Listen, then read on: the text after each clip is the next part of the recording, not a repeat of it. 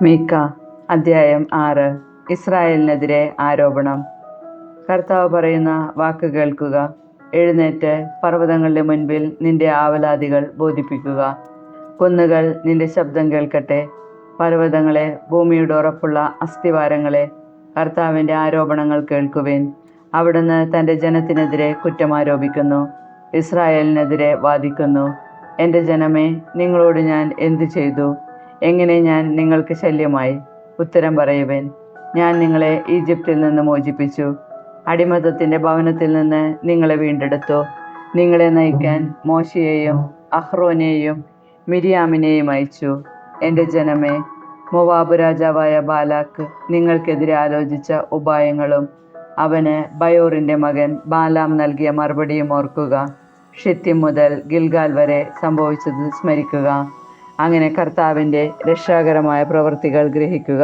കർത്താവിൻ്റെ മുൻപിൽ ഞാൻ എന്ത് കാഴ്ചയാണ് കൊണ്ടുവരേണ്ടത്? അത്യുന്നതനായ ദൈവത്തിൻ്റെ മുൻപിൽ ഞാൻ എങ്ങനെയാണ് കുമ്പിടേണ്ടത്? ദഹനബലിക്ക് 1 വയസ്സുള്ള കാളക്കിടവുമായിട്ടാണോ ഞാൻ വരേണ്ടത്? ആയിരക്കണക്കിന് മുട്ടാടുകളിലും 10,000-കണക്കിന് എണ്ണപ്പുഴകളിലും അവിടുന്ന് സംപ്രീതനാവുമോ? എൻ്റെ അതിക്രമങ്ങൾക്ക് പരിഹാരമായി എൻ്റെ ആദ്യജാതനെ ഞാൻ നൽകണമോ?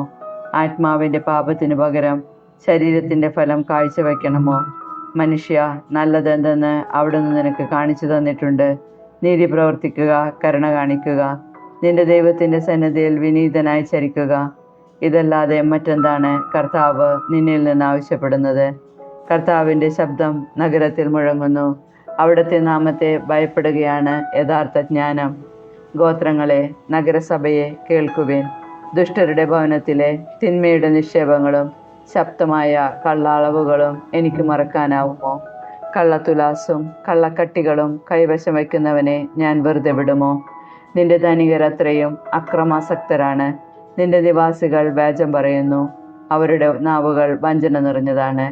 അതിനാൽ നിന്നെ ഞാൻ അതികഠിനമായി പീഡിപ്പിക്കാൻ തുടങ്ങിയിരിക്കുന്നു. നിന്റെ പാപങ്ങൾ നിമിത്തം നിന്നെ ഞാൻ വിജനമാക്കും. നീ ഭക്ഷിക്കും, എന്നാൽ തൃപ്തി വരികയില്ല. ഉദരത്തിൽ നിന്ന് വിശപ്പ് വിട്ടകലുകയില്ല. നീ നീക്കിവെക്കും, എന്നാൽ ഒന്നും സമ്പാദിക്കുകയില്ല. സമ്പാദിച്ചാൽ തന്നെ അത് ഞാൻ വാളിനിരയാക്കും. നീ വിതയ്ക്കും, എന്നാൽ കൊയ്യുകയില്ല. നീ ഒലിവാട്ടും, എന്നാൽ എണ്ണ കൊണ്ട് അഭിഷേകം ചെയ്യുകയില്ല. നീ മുന്തിരി പിഴിയും, എന്നാൽ വീഞ്ഞു കുടിക്കുകയില്ല. കാരണം നീ ഓമ്രിയുടെ അനുശാസനങ്ങൾ പാലിച്ചു, ആഹാബ് ഭവനത്തിൻ്റെ ചെയ്തികൾ നീ ആവർത്തിച്ചു, അവരുടെ ഉപദേശങ്ങൾക്കനുസരിച്ച് വ്യാപരിച്ചു. അതിനാൽ ഞാൻ നിന്നെ ശൂന്യമാക്കും, നിന്റെ നിവാസികളെ പരിഹാസ വിഷയമാക്കും. അങ്ങനെ നീ ജനതകളുടെ നിന്ദനമേൽക്കും. മീക്ക അധ്യായം 7. ജനത്തിൻ്റെ ധാർമ്മികാധപതനം. എനിക്ക് കഷ്ടം! ഗ്രീഷ്മകാല ഫലങ്ങൾ ശേഖരിക്കുകയും മുന്തിരിപ്പഴങ്ങൾ പറിക്കുകയും ചെയ്തതിന് ശേഷം കാല പെറുക്കുന്നവനെ പോലെ ആയിരിക്കുന്നു ഞാൻ. തിന്നാൻ ഒരു മുന്തിരിക്കുലയോ അത്തിയുടെ അഭികാമ്യമായ കടിഞ്ഞൂൽ ഫലങ്ങളോ ഇല്ല. ദൈവഭക്തരായവർ ഭൂമുഖത്ത് നിന്ന് അപ്രത്യക്ഷരായിരിക്കുന്നു. മനുഷ്യരുടെ ഇടയിൽ സത്യസന്ധരായി ആരുമില്ല. അവരെല്ലാവരും രക്തത്തിനു വേണ്ടി പതിയിരിക്കുന്നു. ഓരോരുത്തരും സ്വസഹോദരനെ കൊടുക്കാൻ വലവിരിക്കുന്നു. തിന്മ പ്രവർത്തിക്കാൻ അവൻ ഉത്സാഹത്തോടെ കൈനീട്ടുന്നു. രാജാവും ന്യായാധിപനും കൈക്കൂലി ആവശ്യപ്പെടുന്നു. ഉന്നതന്മാർ ദുരാഗ്രഹങ്ങൾ വെളിപ്പെടുത്തുന്നു. അങ്ങനെ അവർ ഒരുമിച്ച് അത് നെയ്തെടുക്കുന്നു.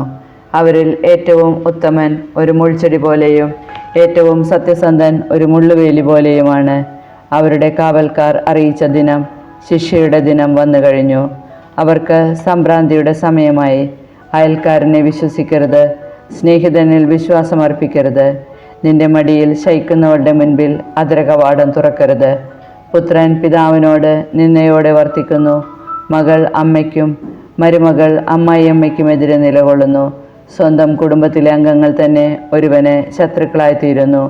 എന്നാൽ ഞാൻ കർത്താവിങ്കിലേക്ക് കണ്ണുകളുയർത്തും. എൻ്റെ രക്ഷകനായ ദൈവത്തിനു വേണ്ടി ഞാൻ കാത്തിരിക്കും. എൻ്റെ ദൈവം എൻ്റെ പ്രാർത്ഥന കേൾക്കും. രക്ഷയുടെ വാഗ്ദാനം. എൻ്റെ ശത്രുക്കളെ, എന്നെക്കുറിച്ച് ആഹ്ലാദിക്കേണ്ട. വീണാലും ഞാൻ എഴുന്നേൽക്കും. ഞാൻ ഇരുട്ടിലിരുന്നാലും കർത്താവ് എൻ്റെ വെളിച്ചമായിരിക്കും. അവിടുന്ന് എനിക്ക് വേണ്ടി വാദിക്കുകയും എനിക്ക് നീതി നടത്തി തരികയും ചെയ്യുന്നതുവരെ ഞാൻ കർത്താവിൻ്റെ രോഷം സഹിക്കും. ഞാൻ അവിടത്തേക്കെതിരായി പാപം ചെയ്തു പോയി. അവിടുന്ന് എന്നെ വെളിച്ചത്തിലേക്ക് നയിക്കും. ഞാൻ അവിടുത്തെ രക്ഷ ദർശിക്കും. എൻ്റെ ശത്രുക്കൾ അത് കാണും.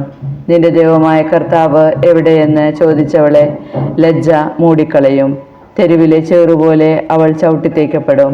ഞാൻ അവളുടെ പതനം കണ്ട് ആഹ്ലാദിക്കും. നിന്റെ മതിലുകൾ പുനരുദ്ധരിക്കപ്പെടുന്ന ദിനം വരും. അന്ന് നിന്റെ അതിരുകൾ വിസ്തൃതമാക്കപ്പെടും. അസീറിയ മുതൽ ഈജിപ്ത് വരെയും, ഈജിപ്ത് മുതൽ നദി വരെയും, കടൽ മുതൽ കടൽ വരെയും, പർവ്വതം മുതൽ പർവ്വതം വരെയുമുള്ളവർ അന്ന് നിന്റെ അടുക്കൽ വരും. എന്നാൽ അന്ന് ഭൂമി അതിലെ നിവാസികൾ നിമിത്തം അവരുടെ പ്രവൃത്തികളുടെ ഫലമായി ശൂന്യമായി തീരും. കാർമലിലെ വനാന്തരത്തിൽ ഏകരായി കഴിയുന്നവരും അങ്ങയുടെ അവകാശവുമായ അജഗണത്തെ അങ്ങയുടെ ദണ്ടുകൊണ്ട് മേയ്ക്കണമേ. മുൻകാലങ്ങളിലെ പോലെ അവർ ബാഷാനിലും ഗിലെയാദിലും മേയട്ടെ. നീ ഈജിപ്തിൽ നിന്ന് പുറത്തു വന്ന നാളുകളിൽ എന്ന പോലെ അത്ഭുതകരമായ കാര്യങ്ങൾ ഞാൻ അവർക്ക് കാണിച്ചു കൊടുക്കും. ജനതകൾ അത് കണ്ട് തങ്ങളുടെ ശക്തിയെക്കുറിച്ച് ലജ്ജിക്കും. അവർ വായ്പത്തും, അവരുടെ കാതുകൾ ബധിരമാകും. സർപ്പങ്ങളെപ്പോലെ, ഭൂമിയിൽ ഇഴയുന്ന ജീവികളെപ്പോലെ അവർ പൊടി നടക്കും. ശക്തിദുർഗങ്ങളിൽ നിന്ന് അവർ വിറപൂണ്ട് ഇറങ്ങി വരും. കൊടും ഭീതിയാൽ അവർ നമ്മുടെ കർത്താവായ ദൈവത്തിങ്കിലേക്ക് തിരിയും. അവർ അങ്ങ് നിമിത്തം ഭയചകിതരാകും. തൻ്റെ അവകാശത്തിൻ്റെ അവശേഷിച്ച ഭാഗത്തോട് അവരുടെ അപരാധങ്ങൾ പൊറുക്കുകയും അതിക്രമങ്ങൾ ക്ഷമിക്കുകയും ചെയ്യുന്ന അങ്ങയെപ്പോലെ ഒരു ദൈവം വേറെ ആരുണ്ട്? അവിടുന്ന് തൻ്റെ കോപം എന്നേക്കുമായി വെച്ച് പുലർത്തുന്നില്ല. എന്തെന്നാൽ അവിടുന്ന് കാരുണ്യത്തിൽ ആനന്ദിക്കുന്നു. അവിടുന്ന് വീണ്ടും നമ്മോട് കാരുണ്യം കാണിക്കും. നമ്മുടെ അകൃത്യങ്ങളെ അവിടുന്ന് ചവിട്ടിമെതിക്കും. ആഴിയുടെ അഗാധങ്ങളിലേക്ക് നമ്മുടെ പാപങ്ങളെ അവിടുന്ന് തൂത്തെറിയും. പൂർവ്വകാലം മുതൽ ഞങ്ങളുടെ പിതാക്കന്മാരോട് വാഗ്ദാനം ചെയ്തിരുന്നത് പോലെ അങ്ങ് യാക്കോബിനോട് വിശ്വസ്തതയും അബ്രാഹത്തോട് കാരുണ്യവും കാണിക്കും.